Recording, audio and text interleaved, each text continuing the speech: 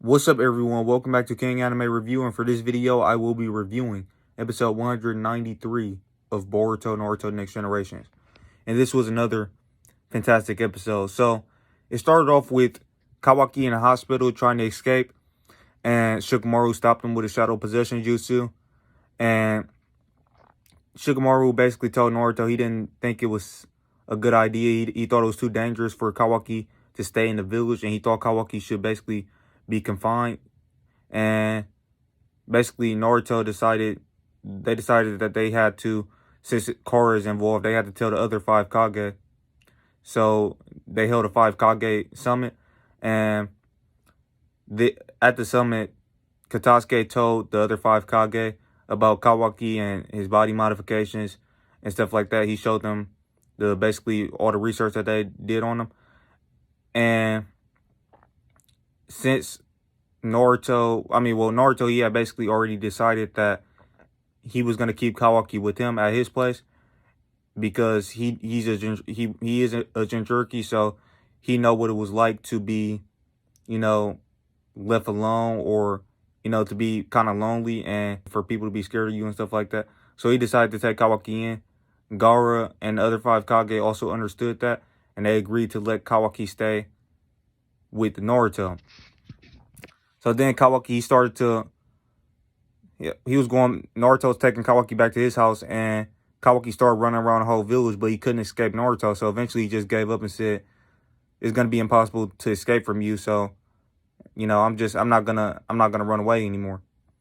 So they actually changed some stuff from the manga here, and this was adapting chapter 26 of the manga, and they changed some stuff. And I like the things that they changed. I know there's going to be some manga readers who are going to have a problem with a couple of things that they changed, and there's one big thing that they changed in particular.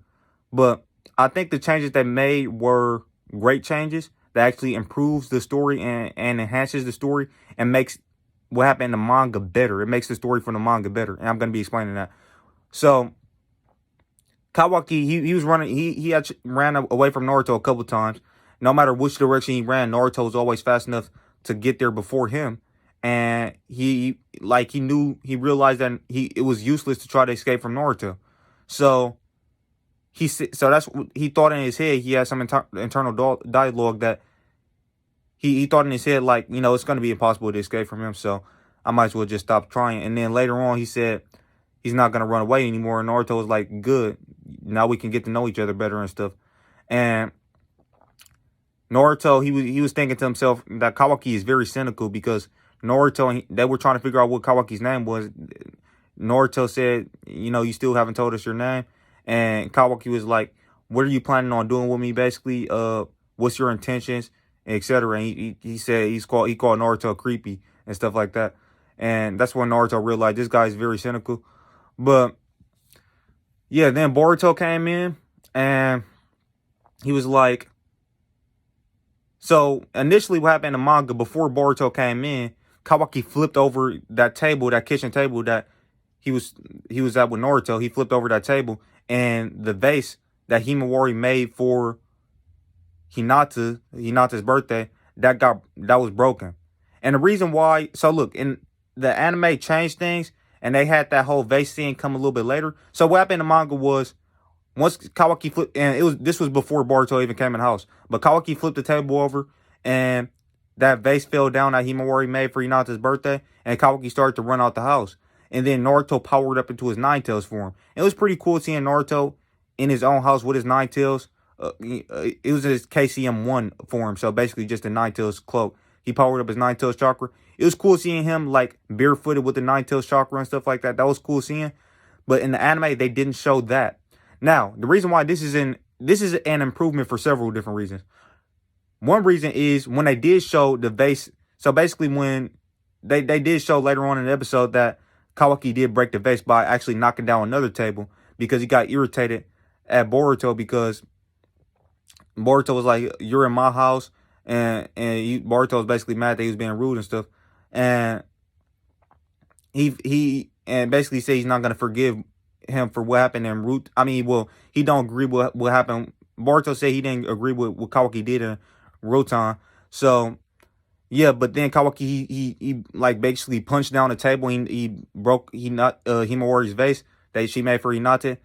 But that so he did that later on in the episode compared to when he did in the manga. He did that before Boruto got to the house in the manga. But in the anime, they show him doing that when Boruto is actually in the house. So Boruto instantly seen him do that. And another thing that makes this better is because Himawari actually noticed this right away in the anime, and she ran over to the vase and she started crying. So Kawaki could see the impact of what he did. He could see the damage of what he did. In the manga, that didn't happen. In the manga, Himawari didn't run to the vase and run to the vase immediately, and Naruto didn't power up into the Nine Tails, KCM1 form. So yeah, so the anime made this better. You could actually see that what Kawaki did actually did hurt Himawari, and that actually made Boruto very, very angry because he loves Himawari, and him seeing Himawari hurt it just made the whole thing make more sense. It made more sense of the entire situation. Now, as far as people who wanted to see Naruto go into KCM1 form in the house, that was unnecessary because for two different reasons. Number one, Kawaki realized earlier on in the episode that was useless to run away from Naruto. So why would he keep on doing that? It makes sense that he decided that, like all those times before he even got to Naruto's house, he tried to escape from Naruto multiple different times, and he basically figured out that that was useless. It was no point in doing that because it was basically impossible to escape from Naruto.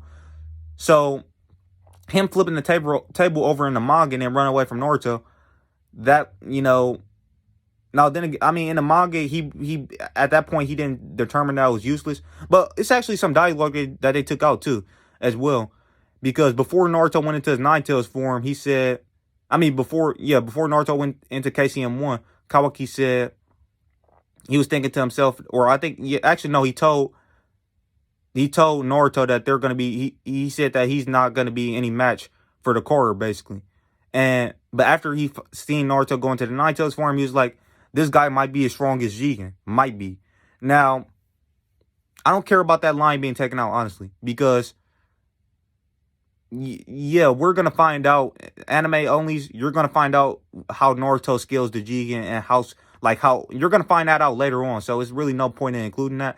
Now, when Kawaki, another reason that they probably took out that, most likely took out that scene is because, or, basically took out Naruto going into KCM1, is because Kawaki already seen Naruto in the Nine Tails form. And some people might be wondering, why didn't Kawaki think that in that scene why didn't he think, hey, this guy might be as strong as Jigen? Kawaki was extremely tired when Naruto first showed up in that scene, and he wasn't as, he was just extremely tired. So I can understand how they did that in the anime. I don't think they made anything worse. In fact, I think they made the story better. And also, it was cool that they had, when Boruto came into the house, and the first thing he got mad at Kawaki about was, he was like, hey, this is the guy from who did all that stuff in Rutan. So they actually, all that stuff that they added in there, I think they actually enhanced the story with that stuff that they added in those episodes that, when Kawaki escaped from the laboratory and stuff. And Boruto, he actually seen what Kawaki did to Sumire and stuff like that, and all the stuff they was doing in Rutan. But also, he knew what Sumire said about him having some sadness in him and stuff like that. So yeah, so Naruto, he took Boruto upstairs, and it was with a shadow clone though. And he basically told Boruto, I'm going to be keeping an eye on Kawaki at all times. So notice how he actually had a shadow clone talking to Boruto, but he was with Kawaki. His main body was with Kawaki, his real body. So yeah, he said he's going to always be watching Kawaki at all times. But Boruto was like, hey, look at all that stuff he did in Rutan. There's no guarantee that he's not gonna, go on a rampage again and stuff like that. And it's not safe having him here with Himawari and Hinata. And Boruto knows how strong Kawaki is. He's seen the Goro fight. So he does have some valid concerns about Kawaki being in the house. He did admit that he don't know what Kawaki has been through, though. He did admit that he don't know what Kawaki has been through. So, and that plays into what Sumire said. Sumire said that she's seen a deep sadness in his eyes. And Boruto knows what happened with Sumire and stuff like that in her whole situation. So he probably does. That's why he said that. That's why he said, hey, I don't know exactly what this guy's been through. So it basically, he's kind of like saying, hey, I'm not really judging him. I don't know exactly what he's been through. But at the same time, it's not safe having him here. we don't know. I don't know what he's thinking. I don't know what he's gonna do. It's not safe having him here. So Boruto, he was justified. He did have some valid reasons to be concerned. However, Naruto related what was happening. He related himself to Kawaki because what he said was, it was somebody in the village just like him before, and that person was basically everybody feared him because he was super strong and he could go like he like basically he was super strong and he could destroy the village at any time, and he was very reckless or whatever. And then Boruto figured out, you're talking about yourself, aren't you? And Naruto said, yeah. And then another key thing, I love that they added this in there, man. I'm just really loving the Boruto anime. And like I said, it's making things way better than it was in the manga, way better. So another thing that they added in there that really hit me, what Naruto said, he was like, people used to give me cold looks back then, and I can actually understand that now because I was they didn't understand. I mean, I was super strong and stuff like that, and I could destroy the village with that monster sealed inside of me, the Nine Tails. But he said people used to give him cold stares, and he was super lonely. And if he hadn't had his friends, he might have went down. He might have went off the edge, and yeah, that's what he said. And he told Boruto, I don't want you to, if I really don't want you to be like one of those people, basically. Basically what he's saying is he don't want Boruto to be like one of those people who who treated Naruto how he was treated back in the past, how people looked at him with that cold stare. He don't want Boruto to look at Kawaki with that cold stare, basically.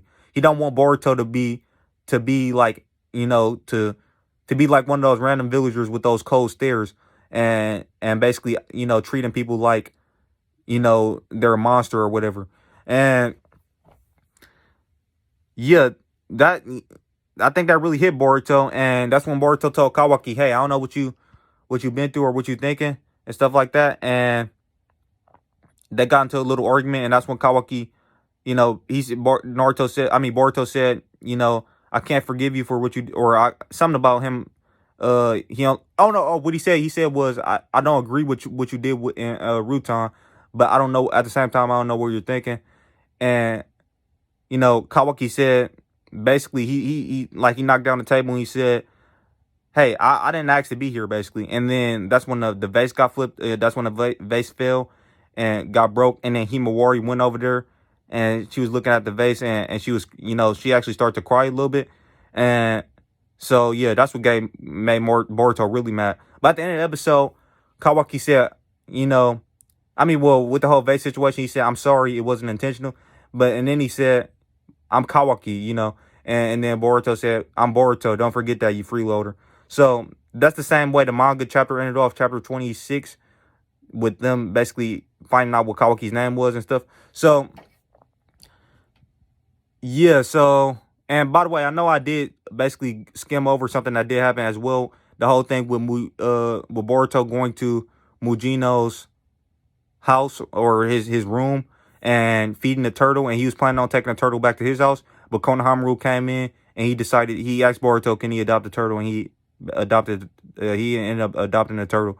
And yeah, I'm pretty sure a lot of people are probably going to be complaining about that scene, but I didn't mind it. I think it did connect some dots. I mean, I think it was a necessary scene. They probably dragged it out a little bit too long, but no, I think it was fine because the way the episode ended, it ended basically the same way chapter 26 ended. So they just added that little extra detail in there, probably to extend the episode. Also, Boruto said he was with Sarda and Mitsuki, and he basically said that Kawaki, we probably never gonna see him again. And it's kind of funny that he said that. In the manga, we didn't get that scene with Boruto talking to Sarda and Mitsuki and saying that they probably never gonna see Kawaki again. But yeah, it's kind of funny that he said, yeah, we're probably never gonna see that guy again. And then he goes into his house, and then Kawaki is just chilling in his house. And Naruto like, yeah, he gonna be staying with us from now on. So yeah, all that stuff was great. I loved everything about the episode. The stuff I didn't really care too much about was the whole Mujino situation. I didn't like. I didn't. That stuff was fine. I think it was okay that they added that in there. I don't really have any complaints with it. Konohamaru found out. It was basically. I really don't care about that stuff really. So, anyways, overall, the episode was another fantastic episode of Boruto Naruto Next Generations. I can't wait to see what happens next. And well, actually, I know what's gonna happen next because I read the manga. But you know, the anime could change some things, just like they changed some things with this episode, changing some of the stuff that happened in the manga. So, yeah, I'm looking forward to next week's episode. I'm really, really looking forward to it. They did have a new version of the opening in this week's episode, and they actually did fix something where, like, when Boruto and Kawaki are, you know, floating, just like how Naruto and Sasuke did in the Bluebird opening 3 of Naruto Shippuden. That whole scene, they actually fixed something because originally in the first version, they didn't show Kawaki's karma going all the way up his arm, but they only showed his karma on his face. And now you can actually see his full karma, you know, his karma fully activated going all the way up to his face, and you can see it on his arm and stuff. So the opening, they made some improvements. They showed Delta fighting Sarada. They showed Konohamaru and Mitsuki fighting Boro. And they showed Boruto having a brief little fight with Kashi and Koji. Don't think that those fights are going to be in the... Don't think that those people are specifically going to fight each other in the anime. I mean, manga readers, we already know what's the fights that's going to happen in the future because we read the manga. But for the anime only, don't necessarily think that those fights, those people are going to specifically have those fights. Because, you know, in the Boruto openings, just like when... It's been several openings in the past where they show fights that didn't actually happen. But anyways... And also, we got a new ending, which was freaking fantastic. I love the ending. This is, you know, Kawaki. His first ending was the ending that was before this. But this new ending was cool because we actually got to see Kawaki, you know, interacting with Team 7. And he was actually, it looked like they was bored. They couldn't find anything to do on a rainy day, so they was looking for stuff to do in a room. In Boruto's room, Sarada and Mitsuki. And they were playing video games and stuff, looking at books. And then Kawaki came in and... I guess I'm assuming he told them there's some food downstairs, those snacks that he likes. I forgot the name of it, but those snacks that he likes is downstairs. And then everybody ran downstairs, and it's just cool seeing Kawaki, you know, being because this is the new team. This is the revamped Team 7, as they call it, as people call it. So yeah, it's cool seeing the new Team 7 interact, and it was just cool. That whole thing was just very, very great. I love the ending. So yeah. That being said, the story of this episode was a 10 out of 10. Fantastic episode in terms of story, basically, this tends to be the case in Boruto. So, as usual, a 10 out of 10 episode in terms of the story. In terms of the art, I'm going to give it 10 out of 10 as well. Animation, 10 out of 10 as well. Yeah, so overall, 10 out of 10 episode. Had no problems with it. And yeah, I really love this episode. So, with that being said, thank you guys for watching. If you liked the video, please drop a like. If you're new to the channel, please consider subscribing. And drop a comment. Let me know what you guys thought of my review and of the episode in the comment section below. And click that channel notification bell to be notified on all of my future videos. And with that being said, thank you guys for watching. And I'll catch you in the next one. Peace out. Every promise I've been praying for.